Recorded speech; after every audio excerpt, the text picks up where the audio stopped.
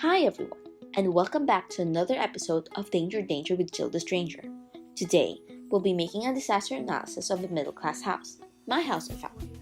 We'll be looking at different hazards that lurk outside my house, because my parents will absolutely kill me if I actually posted the inside of my house on YouTube. So the first thing you should know is that I live in a country called the Philippines, in a region known as the Bicol region. Our place is often hit by typhoons. In fact, it happens so often that it has become a hobby of my dad to watch out for the eye of the storm, which, if he is to be believed, once passed in our very backyard. So one of the biggest hazards in my neighborhood is the constant threat of a typhoon. Oh, and if death by water isn't bad enough, death by fire is also a high possibility. I can't show a direct picture to you because, privacy and all, so please enjoy this cute cartoon.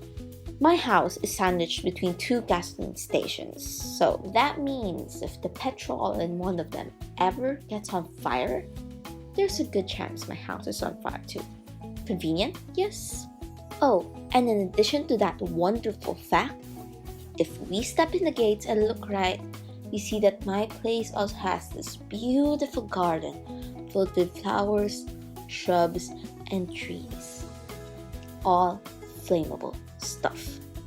So, guess where that garden is located? Right next to the gasoline station. Oh, yeah, and one more thing. I also live next to a construction facility where they make cement, gravel, asphalt, and all those other things you need to make roads and bridges. For goodness sake, there's a factory and heavy equipment right beside my house. So basically, I'm not only liable to die by water or by fire, but I also have heavy equipment toppling over me or on the house, or of dying because tiny little me got in the path of a truck. Whee! And one of the greatest vulnerabilities this place has is that I live in a town, albeit located at the edge of a city, but in a closed compound where no one is likely to hear a shout of help. Really great for security, but really, really bad for when I need help. So, who's going to see me fighting to survive when there's literally an 8-feet wall between the road and my place? And since I live in the edge of the town, there's no fire department close enough to respond in case of a fire, and typhoon response is generally limited to after the disaster by semi-trained barangay officials and a small local police force. And the nearest hospital is 15 minutes away or so. But we don't have a telephone line, so if anything happens, I'm dead. If we use the risk diagram, you'll see that we have 3 serious hazards. And I have a great vulnerability because of our physical location and the nature of our society. And we have high levels of exposure to said hazards. High risk it is.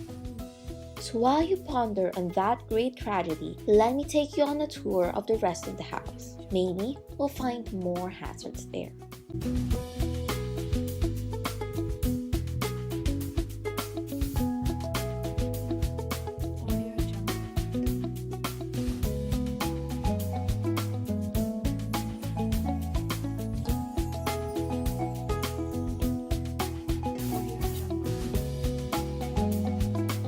Now take a look at this. Every room in this place has at least one huge window. In this case, it's nearly a floor-to-ceiling window, and right beside it are trees, shrubs, and other plants. The window is normal glass. Usually, it holds fine. But again, we live in a place prone to typhoons, and these typhoons carry strong winds. Branches are breakable and carryable by strong winds. See where I'm going? That window is going to break. It did already, back in 2016 during Typhoon Glenda. Luckily, no one was hurt considering as nobody sleeps in this room, but the damaged electronics inside this room is a complete other story.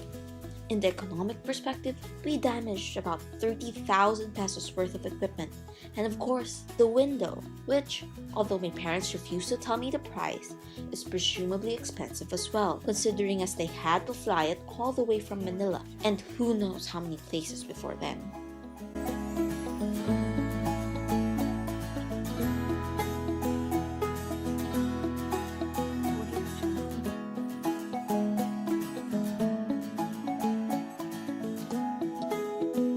Oh, and this is another one.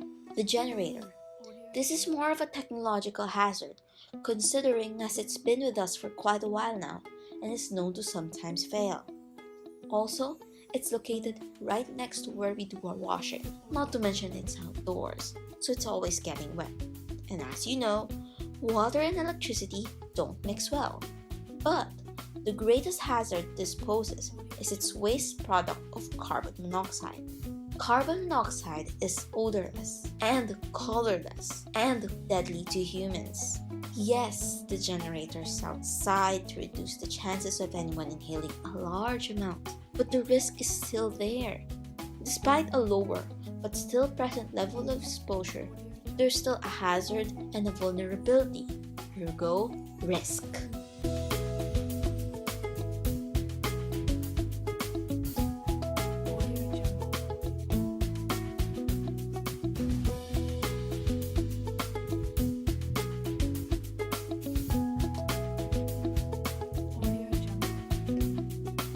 And here's our last stop, the second floor.